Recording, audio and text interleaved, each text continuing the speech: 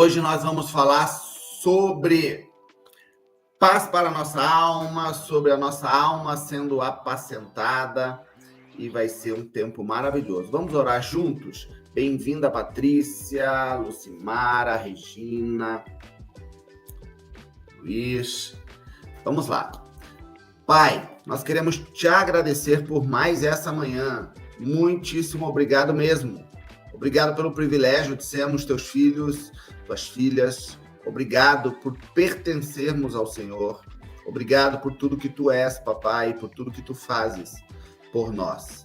O nosso futuro, assim como o nosso presente, está garantido pelo Senhor e pelos seus cuidados de amor.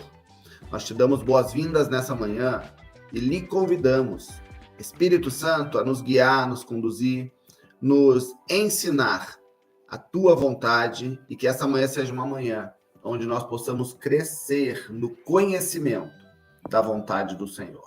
Em nome de Jesus. Obrigado por esse ambiente, por esse canal. Obrigado, Senhor, pelas pessoas que têm interagido nele, participado, sido edificados pela manhã. Nós te agradecemos por tudo, no nome de Jesus.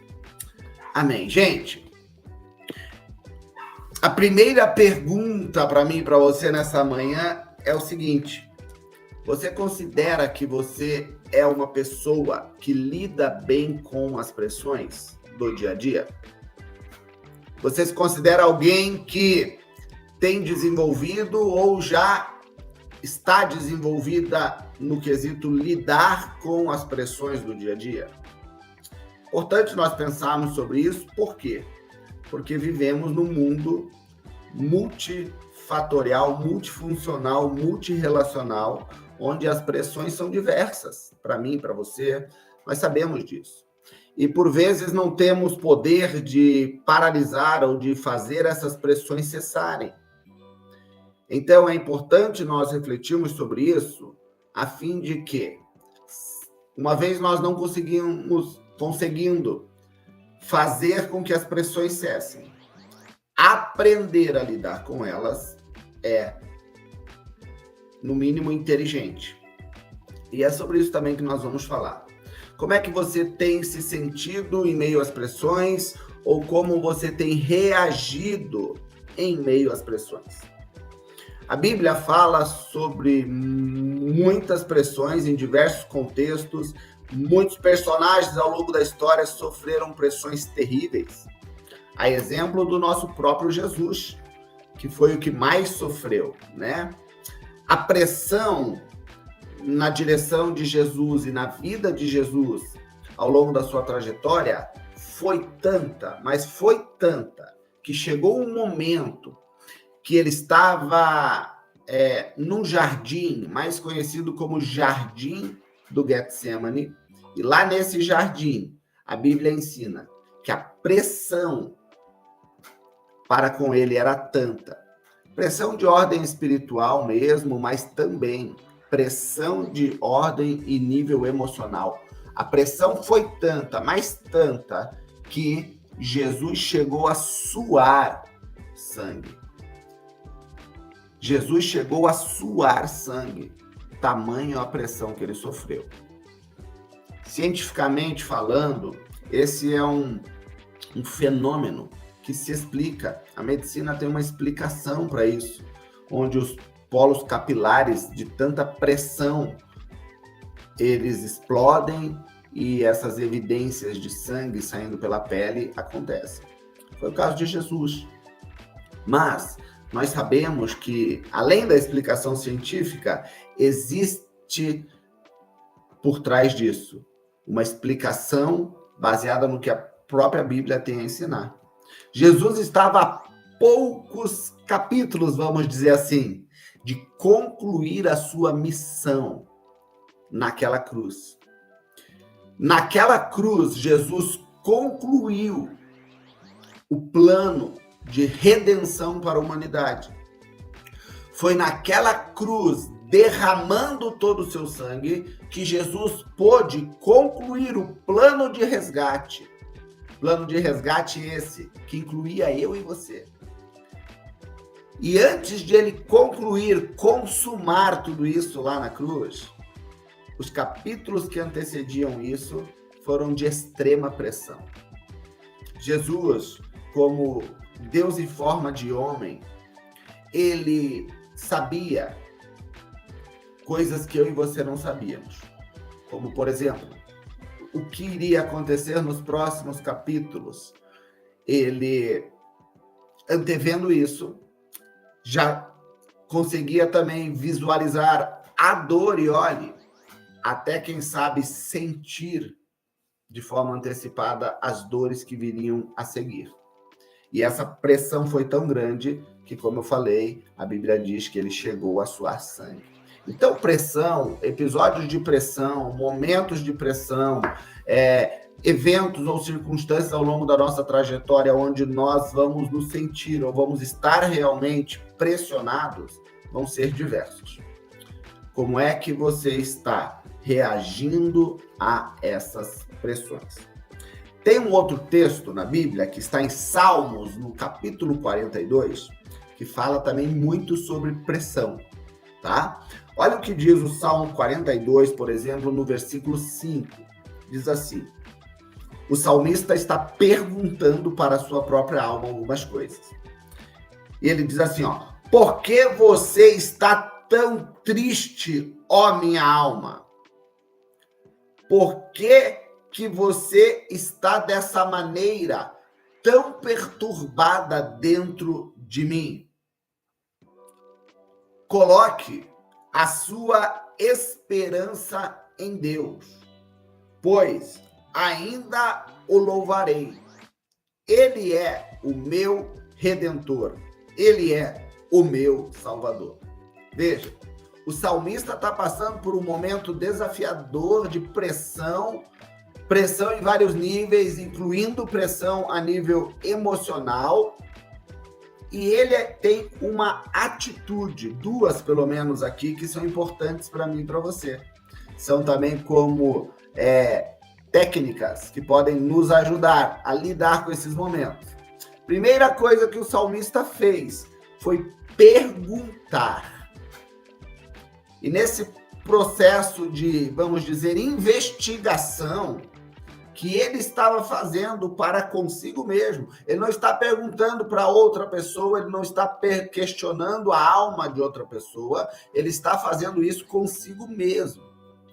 E quando ele diz assim, ó, por que você está triste, minha alma? Por que é que você está tão perturbada dessa maneira? Ele está procurando investigar e entender quais são as causas que estão fazendo a sua alma se sentir dessa maneira. Sabe que essa autoanálise, essa autorreflexão é o passo número 1, vamos dizer assim, para que a gente possa identificar os porquês que a nossa alma às vezes está passando por tristeza, angústia. Sabe que existem muitos recursos que podem nos ajudar a lidar com as dores, inclusive com as dores de alma, né? Se resolve ou não é uma outra coisa. Mas quantas e quantas pessoas estão vivendo à base de remédio, de medicação? Às vezes, medicação de uma potência forte, de um nível de influência muito grande, e que, por meio dessas medicações, estão buscando alívio para as suas dores de alma. E olhe, eu queria te dizer que eu não sou contra medicamentos de ordem nenhuma. Eu acho que o próprio Deus deu ao homem a capacidade de ele criar e inventar, e por meio disso favorecer a humanidade também. Agora, uma coisa é eu me servir daquilo que a ciência médica pode me oferecer como recurso para me ajudar. Uma outra coisa bem diferente disso é eu começar ou passar a depender desse tipo de recurso para viver. Eu acho que você, assim como eu, chega a uma conclusão de que não é saudável eu viver à base de remédios. Existem situações e situações, estou aqui me referindo mais especificamente às dores de alma, às crises e aos conflitos que por vezes nos alcançam a nível de alma. E para esses, nós temos um recurso bem presente e um recurso eficaz. Se você puder dizer comigo aí onde você está agora, assim, eficaz, diga. Nós temos um recurso eficaz. Significa que ele resolve, não temporariamente, mas ele resolve permanentemente. E esse recurso é o nosso relacionamento verdadeiro com o Senhor Deus. A Bíblia diz, ele é socorro bem presente para nós em todo o tempo, incluindo o tempo da angústia. Então, o salmista aqui está passando por dores de alma, vamos dizer assim. Está em um contexto e num momento de muita pressão. Isso envolve as angústias, as perturbações, tristeza, e ele está querendo saber o porquê disso. É aquele lance da causa e efeito, né?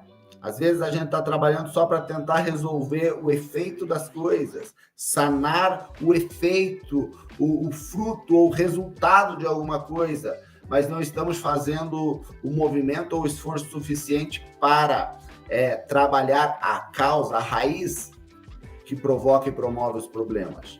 Então, quando o salmista aqui está questionando a si mesmo, perguntando para si mesmo, perguntando para a sua própria alma, ele está investigando, buscando querer saber os porquês. Mas olhe, antes mesmo, quem sabe, de ele identificar, ou antes mesmo de a alma dar uma resposta, ele mesmo se posiciona. E ele diz assim, ó, coloque a sua esperança em Deus. Salmo 42:5. Ponha a sua esperança em Deus, ó minha alma, pois ainda o louvarei. Ele é o meu Salvador. Redobre sua atenção, porque o que eu vou falar aqui é muito importante para nós. A nossa alma, que a gente também pode chamar de mente, ela é composta por informações das mais diversas. Vou classificar aqui pelo menos 3 níveis ou tipos de informação que estão na nossa alma, tá? Pensamentos diversos, sentimentos diversos e emoções diversas. Pensamentos, sentimentos e emoções, que para a nossa mente, tudo isso é informação. Então, são informações das mais diversas ao longo da nossa história, ao longo da nossa vida, o que sentimos, vivemos, pensamos agora, ontem, há anos atrás. Então, tudo está armazenado na nossa mente em algum lugar. Existem informações que estão guardadas em lugares mais privilegiados do que outros, certo? Mas tudo é informação. E essas informações, elas vão ter ou têm uma função. São muitas, mas aqui eu quero destacar aqui é que elas têm a função de direcionar a nossa vida e as nossas escolhas. As nossas escolhas, ainda que de forma equivocada, alguns ou alguém possam pensar que às vezes são aleatórias, não. As nossas informações, elas podem parecer aleatórias algumas vezes, as nossas decisões podem parecer aleatórias algumas vezes, mas elas não são. Elas são muito bem processadas e intencionadas, se não pelo nosso consciente, diretamente pelo nosso inconsciente. Quem sabe, alguns estudos dizem que pelo menos 80% dos nossos comportamentos são de ordem automática, comportamentos automáticos. É como se nós não fizéssemos um planejamento para eles, é como se nós não tivéssemos aqui agora racionalizando ou fazendo um mapa mental de como se comportar, nós simplesmente se comportamos. E esses comportamentos, eles vêm de uma organização prévia, estabelecida lá pelo nosso inconsciente, pelo processamento da nossa própria mente, com a ajuda do nosso cérebro. Isso é um assunto para outro dia também.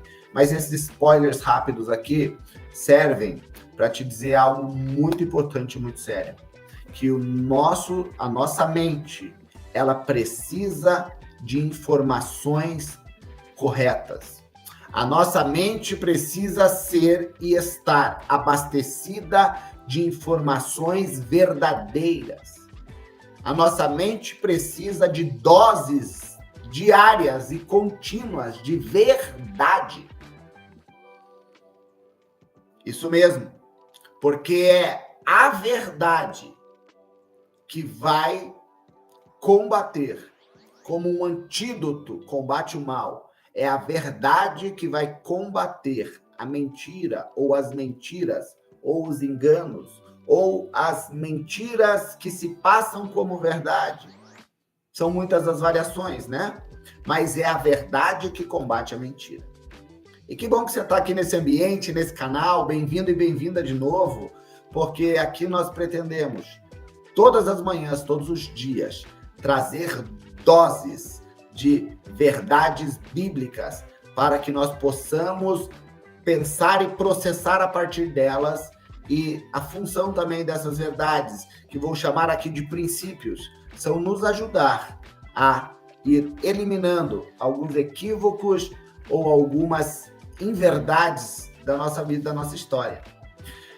Então, a verdade, ela serve como um antídoto contra a mentira.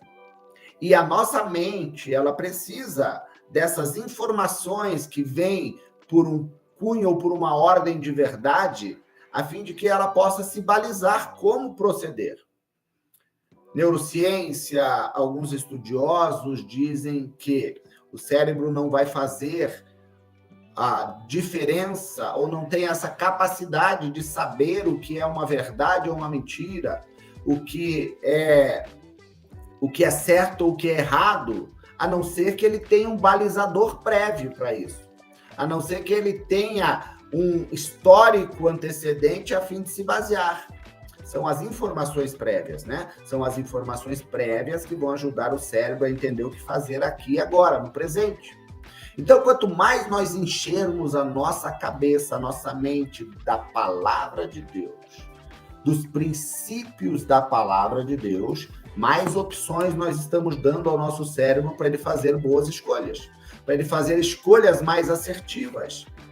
E é isso que o salmista está fazendo no Salmo 42. Temos um contexto aqui onde a alma dele está triste, onde a alma dele está triste a ponto de estar agora perturbada, não é mais triste apenas, é triste e perturbada.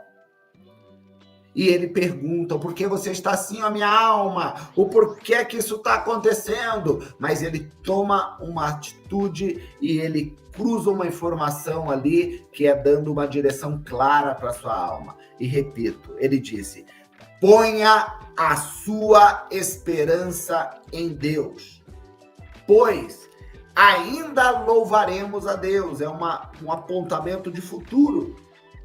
E um apontamento de presente agora, quando ele diz assim, ele, o Senhor Deus, é o meu Redentor.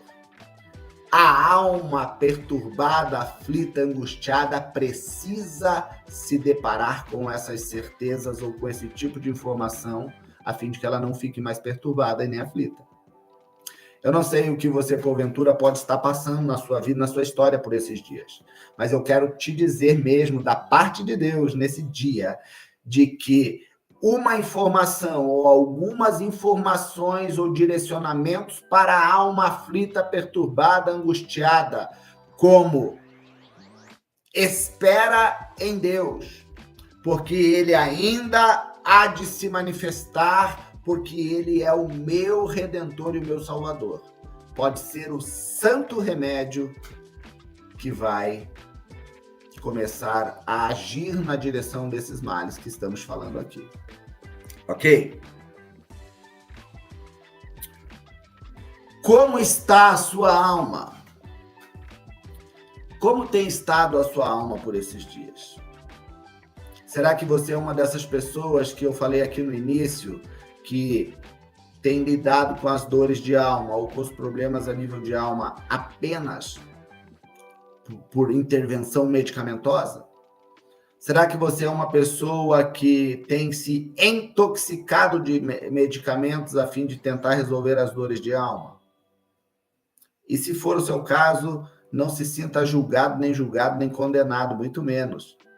Mas se sinta aqui estimulado ou estimulado, encorajado ou encorajada a ir buscar também esse outro remédio, que, como falei, é eficaz para dar à nossa alma aquilo que ela mais precisa, que é paz e esperança.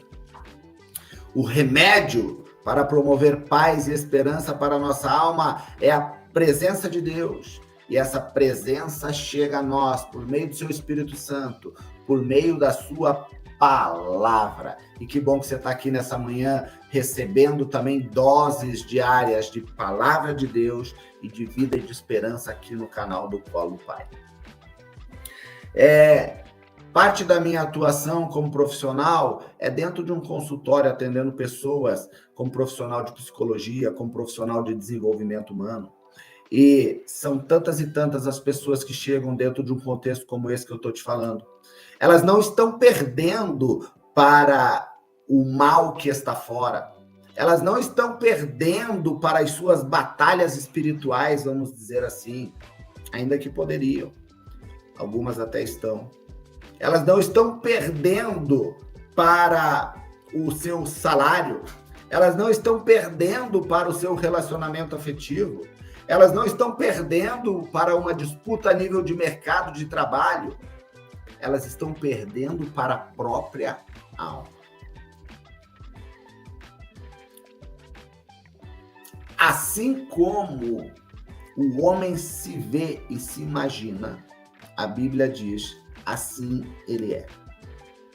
Assim como uma pessoa se vê e se imagina, assim ela é. A Bíblia está ensinando de que a perspectiva interior que nós temos, ela é determinante para a perspectiva exterior que teremos.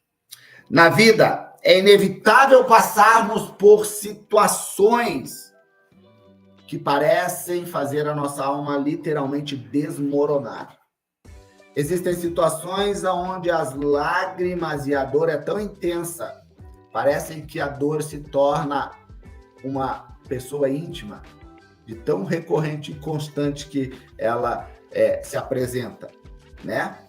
Mas é também por meio da oração que pessoas como nós, como você e como eu, que tem as suas fragilidades, que tem as suas dificuldades, pessoas como nós, que em algum momento da caminhada até pensamos em desistir e que já tivemos também medo ou temos de avançar.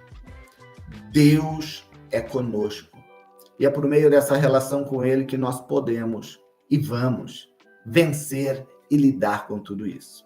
Eu queria nessa manhã deixar para você aqui algumas orientações muito práticas em relação a tudo isso que falamos. E a primeira delas é: não permita que as pressões da vida venham te paralisar. Você não pode desistir. Vou repetir, você não pode, não deve desistir. Há esperança para a alma aflita. E essa esperança é Jesus, essa esperança é por meio de Jesus que vai te apresentar o verdadeiro Papai do Céu, que vai trazer a paz que você precisa. Então não desista. Segundo ponto, aprenda a desenvolver um relacionamento verdadeiro com Deus, o nosso Pai. Esse canal, esse tempo matinal pode te ajudar demais. Então, mais uma vez, bem-vindo a ele. Amanhã temos um novo encontro aqui. E se você precisa começar a aprender ou fazer a manutenção da sua relação com Deus, use esse ambiente aqui para que ele possa te ajudar e te favorecer nisso, tá bom? Você é muito bem-vindo e muito bem-vinda. Terceiro conselho prático, a oração. Gente, a oração não é um comportamento religioso, ainda que muitas religiões se sirvam dele para os seus ideais.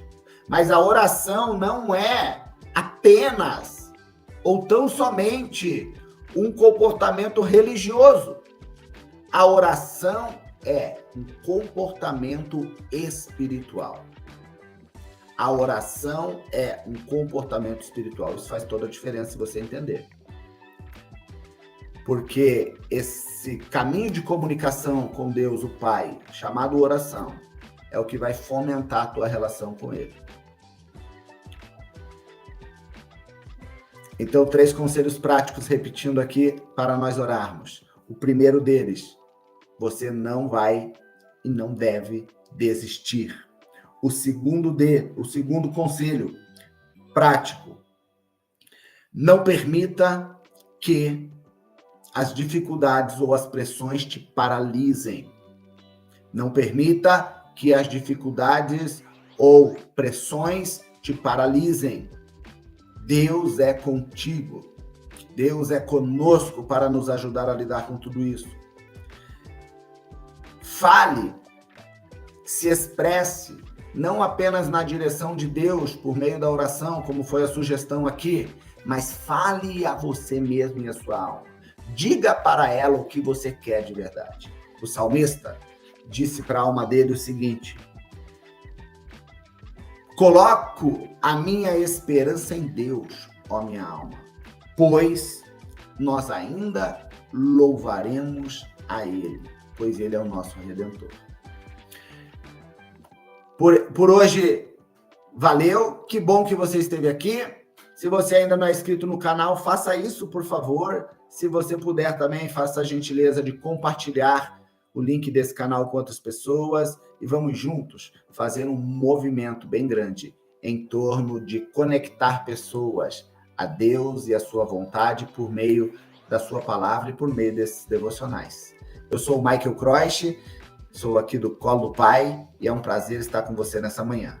Nos vemos amanhã de novo no nosso próximo devocional. Tenha um excelente dia.